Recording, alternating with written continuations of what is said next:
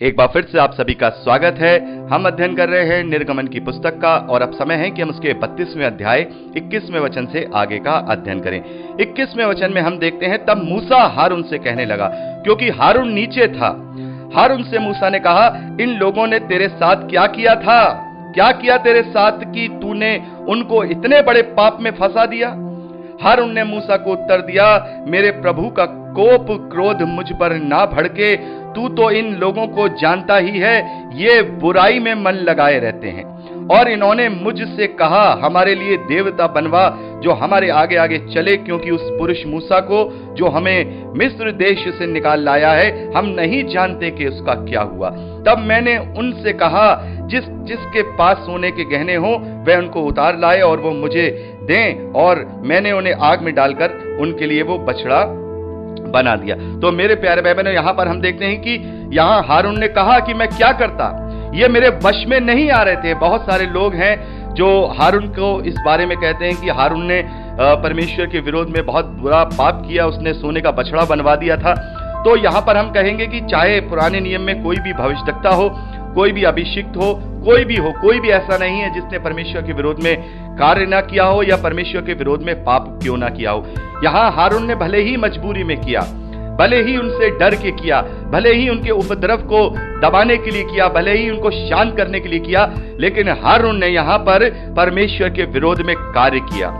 और अगर हारून वहां पर उनसे शायद वाद विवाद करता, अटक जाता, तो शायद वो लोग उसको जान से भी मार सकते थे। सारी चीजें वहां पर हम देखते हैं, लेकिन उसने इस चीज का प्रयास नहीं किया। तो यहाँ हारून मूसा से कहता है कि तू तो जानता ही है कि ये इजरायली कैसे हैं, मुझे इन्हें संभालने के लिए सब करना पड़ा। लेकिन यह पाप हारून का कम नहीं था, क्योंकि हारून के कारण ही वो सारे निरंकुश हो गए थे। मेरे प्यारे भाई बहनों, यहाँ पर ये जो शब्द निरंकुश आया है, ये शब्द अगर हम इंग्लिश की बाइबल में पढ़ेंगे तो वहां पर नेकेड आया है, यानी कि वो सब नंगे हो गए थे। और जैसा कि हम जानते हैं कि नंगा होना क्या है, नंगा होना यानी कि पाप में पड़ जाना, पूरी रीति से पाप के अधीन हो जाना ही नंगापन होता है। और जो नंगापन जब मनुष्य में आता है तो फिर वो निरंकुश हो जाता है, उसको कोई भी कंट्रोल नहीं कर पाता, फिर वो अपनी मर्जी का कार्य करता है, जो उसे मन करता है वो ही करता है। और ये कौन करता है? ये शैतान करता है। शैतान ने भी अपनी ही मर्जी और अपनी ही बुद्धि का कार्य किया, अपनी बुद्धिमानी और अपने जो उस घमंड के कारण जो उसने कार्य किया परमेश्वर के विरोध में, अपनी ही चला करके किया। तो ये निरंकुश होना यानी कि नंगा होना यानी कि पाप में पड़ जाना है। और 25वें वचन में लिखा है, हारून ने उन लोगों को ऐसा निरंकुश कर दिया था कि वे अपने विरोधियों के बीच में उपहास के योग्य हो गए थे। यानी कि जो उनके विरोधी हैं या आसपास के लोग हैं, जब उनको देखेंगे तो क्या होगा? वो यही कहेंगे कि ये लोग जिन्होंने परमेश्वर के इतने बड़े बड़े कार्य देखे, आज वो लोग परमेश्वर के विरोध में एक बछड़े को बना करके, उसको ढाल करके उसकी आराधना स्तुति कर रहे हैं। आगे 26वें वचन में लिखा है, उनको निरंकुश देखकर यानी उनको नेकेड देखकर मूसा ने छावनी के निकास पर यानी कि उसके गेट पर खड़े होकर कहा, जो कोई यहोवा की ओर का है वो मेरे पास आए। तब सारे लेवीय जो लोग थे उसके पास इकट्ठा हो गए। उसने उनसे कहा, इज़राइल का परमेश्वर यहोवा यूं कहता है कि अपनी अपनी तलवारें जांग पर लटकाकर छावनी के एक निकास से दूसरे निकास तक घूम घूम कर अपने भाइयों, संगियों और साथियों और पड़ोसियों को घात करो। मूसा के इस वचन के अनुसार ये ही बात लेवियों ने की और उस दिन 3,000 के लगभग लोग मारे गए। फिर मूसा ने उनसे कहा, आज के दिन यहोवा के लिए अपना याजक पद का संस्कार करो, वर अपने बेटों और अपने भाइयों के विरुद्ध होकर भी ऐसा करो, जिससे कि वे आज तुमको आशीष दे। तो यहाँ पर हम देखते हैं कि एक बहुत ही बड़ा वहां पर एक संहार हुआ है। वहां पर हम देखते हैं कि जो लेवी जो लोग थे वो मूसा के साथ हुए और उन्होंने, चाहे वो अपने भाई थे, चाहे वो अपने संगी लोग थे, जो लोग उस वक्त वहां नेकेड थे, जो लोग निरंकुश थे और जो लोग समझने के लिए तैयार नहीं थे, उस बछड़े की ही उपासना और पूजना करना चाहते थे। जैसा कि परमेश्वर ने यह आज्ञा दी थी कि जो लोग मेरे विरोध में हो जाए और जो लोग मेरी उपासना छोड़ करके वो किसी और देवी देवता की पराये देवी देवता की उपासना करे, तो ऐसा व्यक्ति तुम्हारी बीच में से नष्ट कर दिया जाए। उसी रीति से वहां पर उन लोगों ने वहां लगभग 3,000 के बीच में लोगों को नष्ट कर दिया और घात कर दिया। आगे जैसे अभी हमने पढ़ा, मूसा ने उनसे कहा कि अपने याजक पद का संस्कार आज करो। अपने याजक पद का संस्कार आज करो। ये संस्कार है तुम्हारा, ये तुम्हारा प्रायश्चित है कि तुमने ये सारी चीजें होने दी। अब प्रायश्चित करो। यदि तुम्हारा कोई बेटा है, यदि कोई तुम्हारा भाई है, अगर उसने भी तुम्हारे विरुद्ध में ऐसे परमेश्वर के विरोध में यहां पर पूजा अर्चना की है या फिर मेरे परमेश्वर के विरोध में कार्य किया है, उनको भी तुम ना छोड़ो। इस प्रकार से अगर तुम ये सारी बातें करोगे तो फिर परमेश्वर का क्रोध शांत होगा और वो तुम्हें आशीष देगा। तीसरे वचन में हम देखते हैं, दूसरे दिन मूसा ने लोगों से कहा, तुमने बहुत बड़ा पाप किया है। अब मैं यहोवा के पास ऊपर चढ़ जाऊंगा। हो सकता है कि वो तुम्हारे पापों का, हो सकता है कि मैं तुम्हारे पापों का प्रायश्चित कर सकूं। तब मूसा यहोवा के पास जाकर कहने लगा, हाय हाय, उन लोगों ने सोने का देवता बनाकर बड़ा ही पाप किया है। वो परमेश्वर के पास जाकर के गिड़गिड़ाने लगा कि उन्होंने बड़ा ही पाप किया है। लेकिन परमेश्वर 32वें वचन में हम देखते हैं, मूसा कहते हैं, लेकिन अब तू उनका पाप क्षमा कर, तू उनका पाप क्षमा कर, नहीं तो अपनी लिखी हुई पुस्तक से मेरे नाम को काट दे। मेरे प्यारे बहनों, यहां पर कितनी बड़ी दुहाई मूसा ने परमेश्वर से दी है। परमेश्वर से वो कहता है कि या तो इनको क्षमा कर दे या फिर तू मुझे भी मत क्षमा कर, मेरा भी तू जीवन की पुस्तक में से नाम काट दे, तू इन्हें क्षमा कर। तो मेरे प्यारे बहनों, यहां पर हम देखते हैं कि मूसा भी अपने भाई बंधुओं से बहुत ही प्रेम रखता था।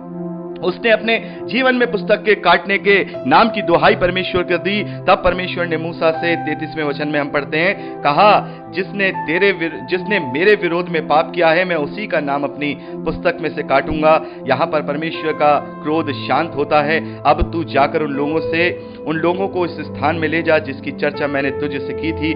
देख, मेरा दूत तेरे आगे आगे चलेगा, परंतु जिस दिन मैं दंड देने लगूंगा उस दिन उनको इस पाप का भी दंड दूंगा।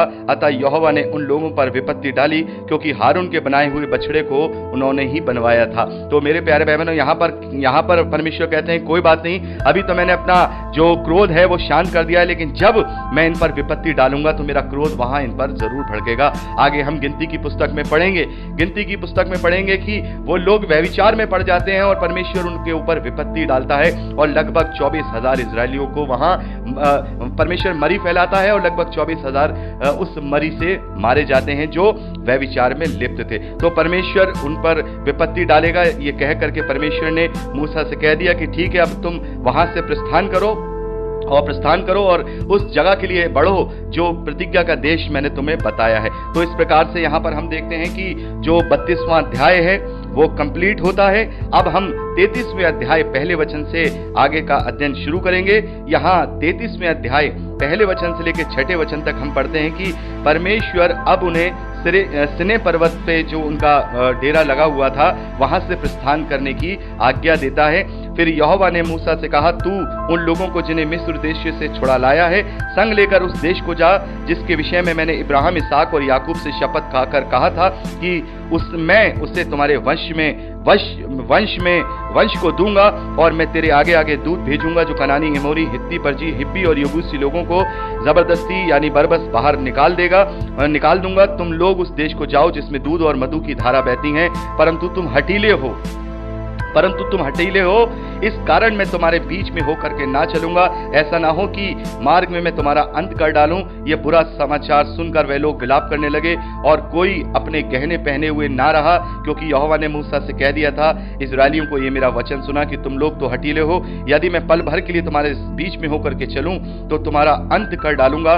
इसलिए अपने अपने गहने और अंगों से उतार दो कि मैं जानूं कि तुम्हारे साथ क्या करना चाहिए। इसलिए इस्राएली होरे पर्वत से लेकर आगे को अपने गहने उतारे रहे। तो यहां पर हम देखते हैं कि परमेश्वर कहता है कि अब मैं तुम्हारे साथ साथ नहीं चलूंगा। जैसे कि हमने देखा पिछले सफर में, जो परमेश्वर है वो दिन में बादल की छाया बना, रात में अग्नि की ज्वाला बना और उन्हें हर तरीके से परमेश्वर ने साथ दिया। लेकिन अब परमेश्वर ने कहा, नहीं, अब मैं तुम्हारे साथ नहीं चलूंगा, तुम अपना सफर अपने आप से करो। अब तुम अपना सफर अपने आप से करो। मैंने तुम्हें दूध दे दिया है, मैंने तुम्हें ये व्यवस्था दे दी है, इसके अनुसार अब तुम अपने कार्यों को करो। जो इस व्यवस्था को अपने जीवन में पूरा करेगा वो तो ठीक है, यदि नहीं करेगा तो फिर मैं उस पर अपनी विपत्तियां डालूंगा और उस प्रकार से वो अपने पाप का दंड इस धरती पर ही पाएगा। और इस प्रकार से इस्राएलियों ने वहां पर हम देखते हैं कि वहां विलाप किया और उस विलाप के कारण फिर इजरायलियों ने पूरे सफर में कभी भी जो सोने की चीजें हैं या जो महंगी चीजें हैं या जो गहने हैं वो सब उतार के रखे। आगे 7वें वचन से लेकर 10वें वचन तक लिखा है, मूसा तंबू को छावनी से बाहर वरन दूर खड़ा कराया करता था और उसको मिलाप वाला तंबू कहता था, और जो कोई यहोवा को ढूंढता हुआ वह उस मिलाप वाले तंबू के पास जो छावनी के बाहर था वो निकल जाता था। जब जब मूसा तंबू के पास जाता तब तब लोग उठकर अपने अपने डेरे के द्वार पर खड़े हो जाते, और जब तक मूसा उस तंबू में प्रवेश ना करता था तब तक उसकी ओर ताकते रहते थे। जब मूसा उस तंबू में प्रवेश करता था तब बादल का खंबा उतर के तंबू के द्वार पर ठहर जाता था और यहोवा मूसा से बातें करने लगता था।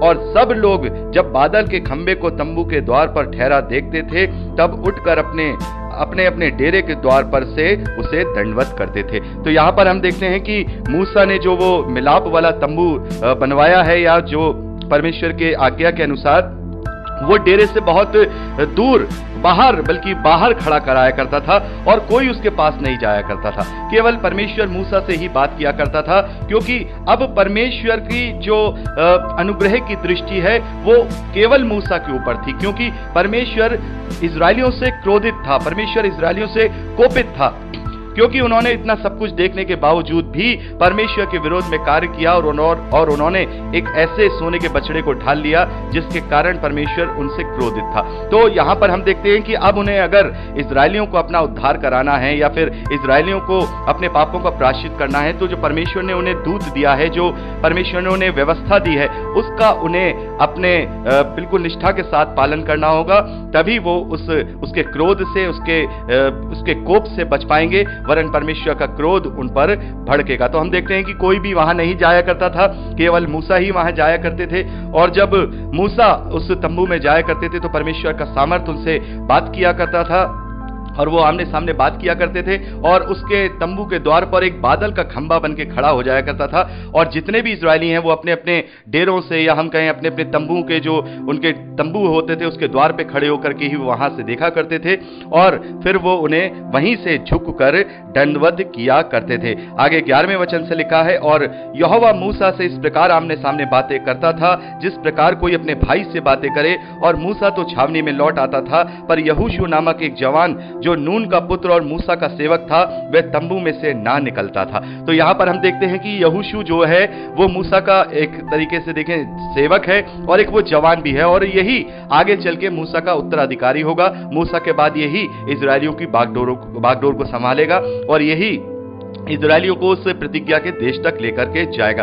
तो यहां पर हम देखते हैं कि मूसा परमेश्वर से आमने सामने बात किया करता था। तो इस वचन को लेकर के बहुत सारे लोग ये कहते हैं कि यहां पर तो ये लिखा है कि मूसा परमेश्वर से आमने सामने बात किया करता था जैसे कि कोई किसी भाई से बात करता है। आगे 20वें वचन में हम पढ़ते हैं, फिर उसने यानी परमेश्वर ने मूसा से कहा, तू मेरे मुख का दर्शन नहीं कर सकता, क्योंकि मनुष्य मेरे मुख का दर्शन करके जीवित नहीं रह सकता। तो यहां पर तो लिखा है कि परमेश्वर को कोई देख नहीं सकता, अगर उसके मुख का कोई दर्शन करेगा तो वो जीवित नहीं रहेगा। और यहां पर हम पढ़ रहे हैं कि परमेश्वर मूसा से आमने सामने बात कर रहा है जैसे वो किसी अपने भाई से बातें कर रहा है। तो मेरे प्यारे भाई बहनों, आप उत्पत्ति की पुस्तक से अध्ययन कर रहे हैं और हमने वहां इस बात को अच्छी तरह से समझा है कि परमेश्वर का दूत या कोई परमेश्वर का सामर्थ्य जब मनुष्यों पर प्रकट होता है तो सचमुच परमेश्वर वहां नहीं होता है, लेकिन परमेश्वर का कोई रिप्रेजेंटेटिव वहां पर होता है। जैसे हमने देखा इब्राहिम को 3 पुरुषों के रूप में परमेश्वर ने वहां पर दर्शन दिए हैं मेम्रे के वृक्ष के नीचे। तो वहां पर हमने देखा है साफ तौर पर कि परमेश्वर का दूत इब्राहिम से बात कर रहा है, लेकिन वहां की जो भाषा हमने देखी थी कि वहां लिखा था कि परमेश्वर इब्राहिम से बात कर रहा है। तो इसी प्रकार से यहां पर भी मिलाप वाले तंबू पर परमेश्वर का सामर्थ्य छाया करता था और वो सामर्थ्य जो मूसा है उसके साथ बातें किया करता था। सचमुच में परमेश्वर वहां पर आकर के दर्शन देकर के बातें नहीं कर रहा है। तो इस बात को हम अच्छी तरह से समझ सकते हैं, इस कॉन्सेप्ट को मैं आपको अच्छी तरह से समझा चुका हूं। तो यहाँ पर हमने 33वां अध्याय और उसके 11वें वचन तक का अध्ययन किया है। 12वें वचन से आगे का अध्ययन अब हम अगली रिकॉर्डिंग में करेंगे। प्रभु आप सब